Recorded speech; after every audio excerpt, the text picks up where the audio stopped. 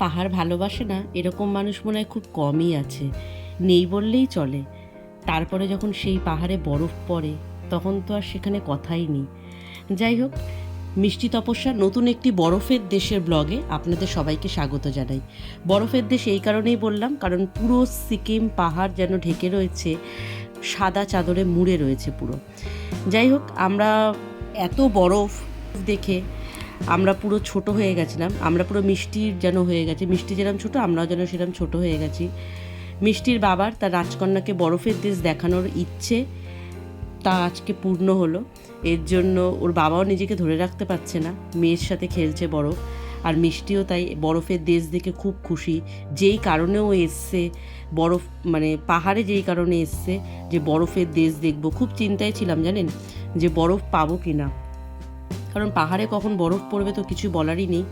তো যাই হোক, পেয়ে গেলাম, এতে আমরা সবাই খুব খুশি। আর মিষ্টিকে খুশি দেখে আমরা আরও খুশি। আর পাহাড়ে মিষ্টি স্নোম্যান বানাবে সেই ইচ্ছাও মিষ্টির পূরণ হয়েছে।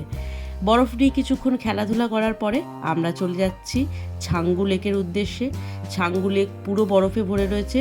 লেকে যদিও বা জল ছিল, লেকের জল তখনও পুরো বরফ হয়নি, কিন্তু রাস্তার দুধারে অসাধারণ ভিউ, অসাধারণ হয়ে রয়েছে পাহাড়, বরফের পাহাড়, সত্যি মনোমুগ্ধকর। পাহাড় সবসময় সুন্দর, পাহাড় সবসময় ভালো লাগে, তবে সেই পাহাড়ে যখন বরফ পড়ে তার সৌন্দর্যটা সত্যি আলাদা হয়ে যায়।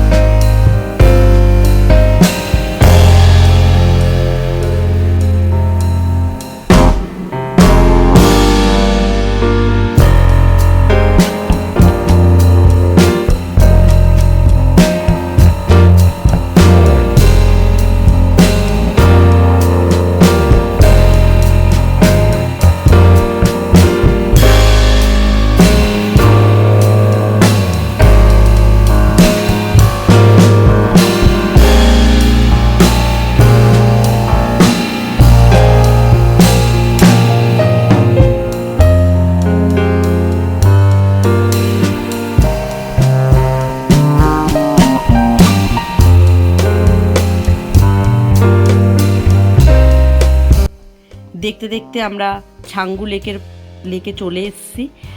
আর লেকটা অসাধারণ লাগছে, লেকের কালার, মানে জলের যে রং, সেই রং অদ্ভুত সুন্দর লাগছে। পাশে পাহাড়, পাহাড়ের মধ্যে সুন্দর বরফ পড়ে রয়েছে, মানে এটা একটা আলাদা একটা আনন্দ, আলাদা একটা অনুভূতি। তারপরে ছাঙ্গু লেকের যেটা খুব স্পেশাল লাগে সেটা হচ্ছে এই ইয়াক একমাত্র এখানে আসলে খুব ভালো দেখা যায়। আর প্রচুর ইয়াক, বিভিন্ন খুব সুন্দর করে ইয়াকগুলো খুব সাজানো। যদিও মিষ্টি ইয়াকের ওপর ওঠেনি, তার কারণ মিষ্টি প্রচণ্ড ভয় পেয়েছে, মানে প্রচণ্ড ভয় না, ও উঠবে না আর কি। তো যাই হোক, দারুণ লাগছে। মিষ্টিকেই প্রথম ইয়াক দেখাতে পারলাম। ওকে বলেছিলাম যে সিকিম যাচ্ছি, সিকিমে কিন্তু ইয়াক আছে। তো ও খুব এক্সাইটেড ছিল, কারণ প্রথম দেখবে ইয়াক। তো ইয়াক দেখে ও খুব খুশি হয়েছে। আর চারিদিকটা এত সুন্দর লাগছে, সে আমি বলে বোঝাতে পারবো না আপনাদের। পাহাড়ের সৌন্দর্য সত্যি বলে বোঝানো যায় না যে কতটা সুন্দর। যেখানে ঘুরে আসবো, ঘুরে আসার জায়গাটা যে এত সুন্দর, যা উপলব্ধি করি আমরা, আর যেটা আমরা ছবি তুলি কিংবা ভিডিও করি, সত্যি ততটা সুন্দর হয়তো হয় না, কিন্তু সেটা বলে কিংবা ভাষায় প্রকাশ করাও যায় না। যাই হোক, ওই ওপরে আমরা উঠবো। দেখতে দেখতে আমরা এর আগে অনেক বছর আগে এসেছিলাম, আমি আপনাদের আগে একটা ব্লগে বলেছি 2012-তে একবার এসেছিলাম, তখন এই ওপরে এগুলো কিছু হয়নি। এই সিঁড়ি দিয়ে ওপরে একটা রেস্টুরেন্ট রয়েছে, সেখানে বসে খাবার দাবার করা যায়।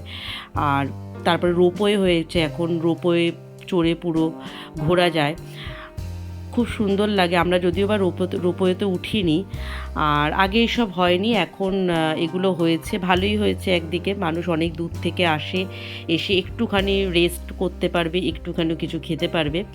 দেখছেন বরফ কিরম পড়ে রয়েছে, দেখুন। মানে এই যে এত আনন্দ, এত উৎসাহ রাখবো কোথায়? আহা, পাহাড় তুমি কত সুন্দর। প্রচণ্ড মজা করেছি, খুব ভালো লেগেছে। বেশি মজা করেছে মিষ্টি। মিষ্টি এত মজা দেখেছে, মিষ্টি এত আনন্দ করেছে, এতেই আমাদের আনন্দ। মিষ্টিকে আনন্দ করতে দেখলে সত্যি ভালো লাগে, তার কারণ সন্তান যত বেশি আনন্দ থাকবে, তারপরে তার যখন মনের ইচ্ছা পূরণ হয়েছে, দেখছেন বরফ নিয়ে কী সুন্দর খেলছে দেখুন। এরপরে মিষ্টিকে সিকিমের যে ড্রেস, সেই ড্রেস পরিয়েছি। খুব সুন্দর লাগছিল ড্রেসগুলো, এর জন্য ভাবলাম ওকে একটা পরাই। আর এইখানে বড়দের জন্য আলাদা টাকা, ছোটদের জন্য আলাদা। মিষ্টি এই ড্রেসটা, ইয়েলো কালারের ড্রেসটা মিষ্টি চুজ করলো, তো এইটা ওর জন্য ওকে 100 টাকা লেগেছে। আর বড়দের যদি ড্রেস পরি সেখানে 150 টাকা লাগে। তো ফটো তোলা যায় যতক্ষণ ইচ্ছা, কোনো টাইমিংয়ের কোনো ব্যাপার নেই। তো চারিদিকে সুন্দর বরফের মধ্যে মিষ্টি কয়েকটা ফটো তুলে নিল। আর চমড়ি গায়ের সামনে দাঁড়িয়ে একটা ফটো তুলতে বললাম, আমি বললাম চড়বি যখন না, তখন একটা ফটো তো তুলে রাখ। তো মিষ্টিকে কেমন লাগছে সিকিম রানী সেজে অবশ্যই আপনারা কমেন্ট করে জানাবেন। আর ভিডিওটা যদি ভালো লেগে থাকে একটা লাইক করবেন, কমেন্ট করবেন, শেয়ার করবেন। দেখা হবে নতুন কোনো দিন নতুন কোনো ব্লগ নিয়ে। ততক্ষণের জন্য নমস্কার।